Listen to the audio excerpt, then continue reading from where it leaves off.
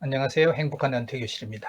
삶의 지혜는 평범한 일상적 삶에서 교훈과 영감을 찾고자 하는 이야기입니다.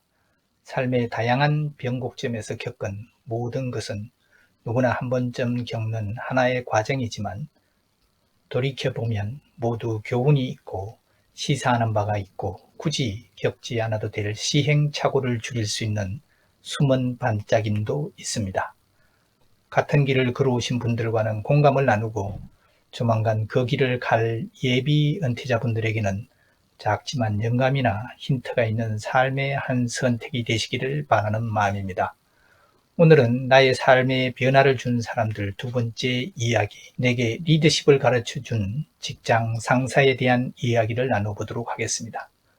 우리는 살아가면서 거처할 집도 마련하고 아이들도 키우고 가족의 행복을 위한 생활을 하는데 꼭 필요한 돈을 벌기 위해서 가장 흔한 방법 중 하나인 직장 생활을 하게 됩니다. 지금의 60대 이상 되신 분들의 직장 생활은 극단적으로 표현하면 내 한몸 희생해서 내 가족이 편안하고 행복하다면 나 하나쯤 희생하는 게 무슨 대수인가 하는 이런 마음으로 직장 생활을 했고, 그런 조직에서 상사와 부하와의 관계는 일을 지시하고 따르는 마치 군대 조직과 같습니다. S전자 같은 대기업 소위 초인류 기업도 80년대는 입사해 환영식에서 냉면 그릇에 소주를 마시게 하고 사무실에서 담배를 피던 부장이 화가 난다고 재떨이를 던지던 시절, 업무상 작은 실수가 생기거나 실적이 좋지 않은 월말 결산 회의는 마치 임원은 어른이고 그 밑에 부하 사원들은 유치원생처럼 다루어졌습니다. 내내만 있고 어떤 설명도 합리적인 상황 설명도 할 수가 없고 그저 죄송하다와 함께 모든 말은 아무리 합리적 논리적이라도 모두 변명으로 치부되어 버렸습니다. 그래서 직장 생활은 정말 죽을 맛이었습니다. 능력도 중요하지만 코드가 잘 맞는 상사를 만나는 것은 직장의 큰 복입니다. 지금 같으면 에이 더러워서 못해 먹겠다 때려치고 다른 곳으로 이직하지 하며 선택의 여지도 좀 있지만, 그때는 평생 직장이 기본이고 그 직장을 그만두면 바닥으로 밀린다는 생각으로 죽기 살기로 일하고 상사에게 잘 보이려고 시키는 대로 닥치는 대로 일을 하며 근무 시간 외에도 회식 모임, 심지어 주말 등산에도 동원되고 했습니다. 그래서 상사복이 직장복이었습니다. 한 번은 술을 너무 좋아하는 상사였는데 회식 때만 되면 언제나 너는 일은 잘하는데 술을 못 먹어 재미없다고 노골적으로 불만이고 인사 고가에서 자기 나이인 사람만 챙기고 퇴근 후 술 모임도 아주 잦았습니다.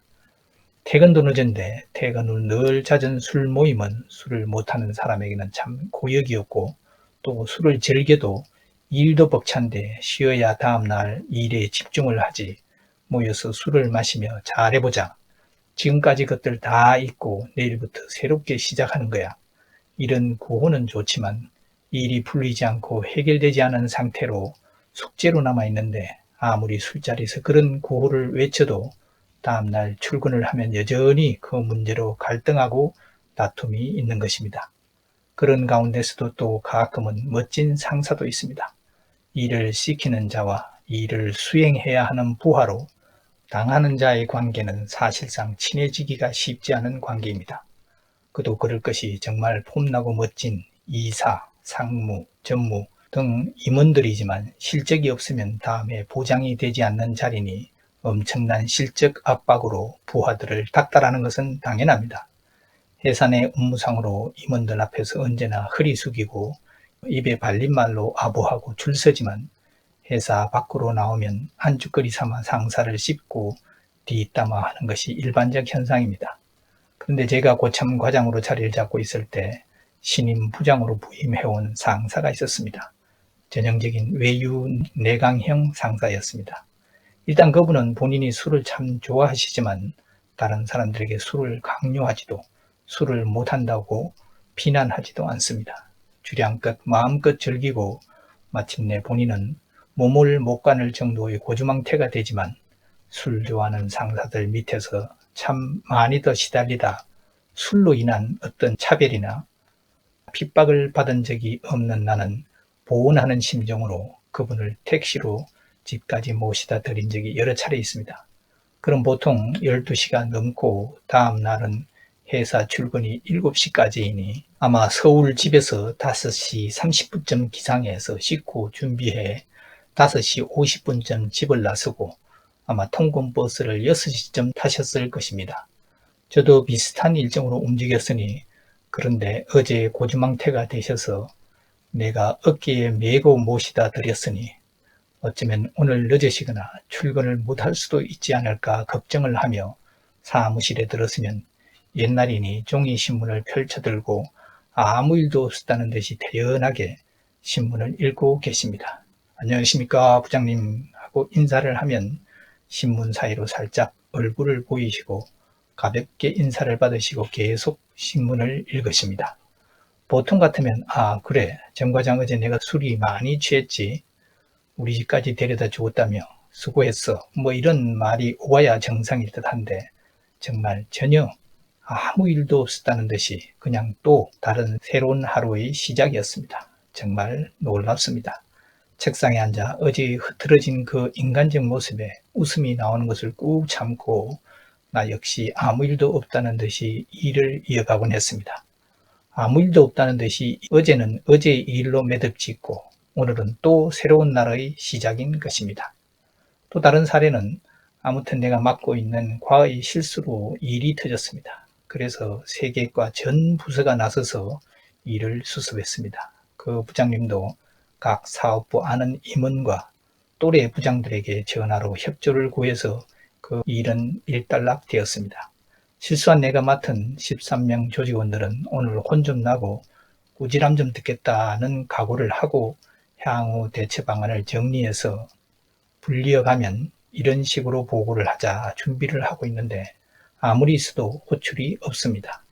10년 넘게 직장 생활을 하며 여러 상사를 거치고 또 다양한 실수 그리고 불려가서 거의 군대식 욕도 먹으며 지내온 터라 단단히 각오를 했는데 퇴근 시간이 지나 부장님은 자 퇴근합시다 하고 인사 겸 가신다는 신호를 늘 하시는 외침을 하시고 퇴근을 하셨습니다.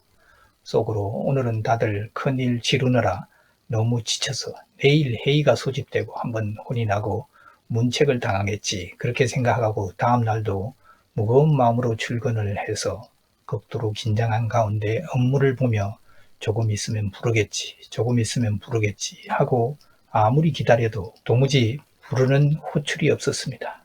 너무 예민해서 정 과장 회의실로 소리가 들리는 듯한 환청까지 들렸지만 하루 종일 아무 일도 일어나지 않았고 괜히 혼자서 벌을 쓰고 있었던 것입니다.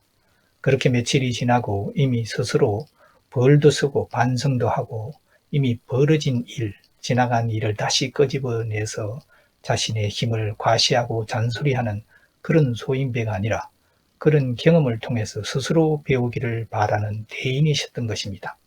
그 이후 그분이 주시는 모든 오다는 정말 극도로 긴장하고 착오 없이 수행하도록 많은 노력을 기울였고 좋은 성과도 내고 면전에서 힘에 눌려서 아부하고 내내하는 그런 일반적 부하와 상사와의 관계가 아니라 정말 진심으로 존경하고 인간적 유대감으로 모시다가 그분 추천으로 나는 미국으로 떠나 진정 새로운 세상을 만나 인생의 대변화를 맞이했고 그분은 임원으로 발탁되어 그룹 홍보실로 떠나셨습니다. 리더란 이런 것입니다.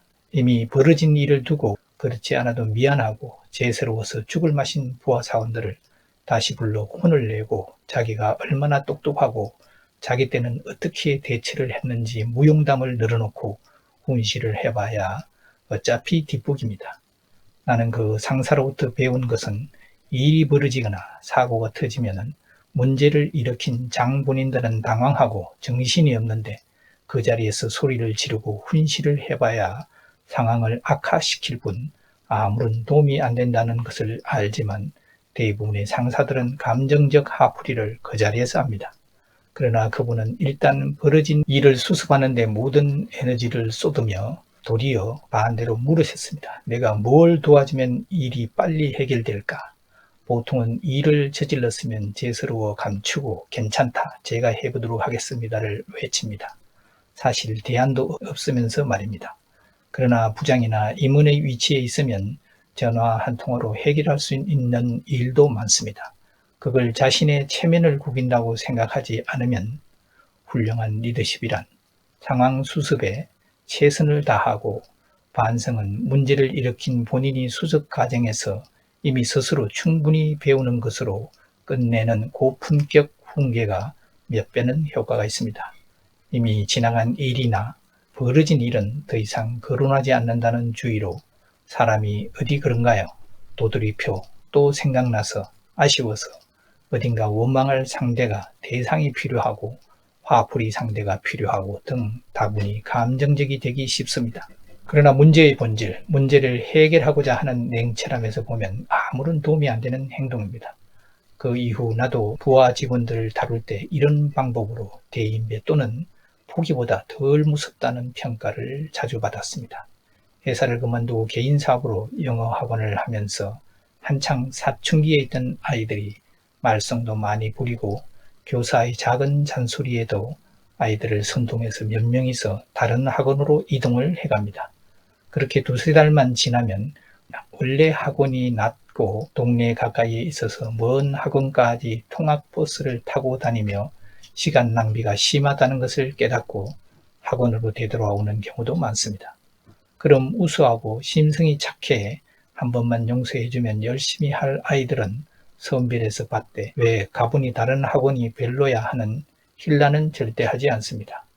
그냥 아무 일도 없다는 듯이 정말 자연스럽게 수업만 진행하도록 요교사분들에게 신신당부를 해서 진행하면 늘 선생님들은 의아해하지만 그 이후 정말 열심히 하고 그 학부모 또한 다른 학부모님을 소개해주는 광고의 원천이 되었습니다. 아직 현직에 있는 분들이 이 영상을 보신다면 꼭 이런 리더십을 한번 사용해 보시길 추천합니다. 이미 벌어진 일, 지나간 일은 수습을 하는 데 최선을 다하시고 절대 혼을 내거나 야단을 치며 일을 더욱 어렵게 하지 마시고 정말 아무 일도 없었다는 듯이 지나가 보십시오. 진심으로 존경받고 인간적인 상사로 남을 것이며 또 감동한 부하들의 충성으로 또 큰 실적을 쌓아가게 될 것입니다. 나를 괴롭힌 상사가 아닌 인격적으로 존경하고 싶은 그런 사람으로 누군가에게 인생의 변화를 주는 감동의 선한 영향력을 미치는 사람으로 남는 인생의 교훈이었습니다. 오늘은 여기까지 하겠습니다. 감사합니다.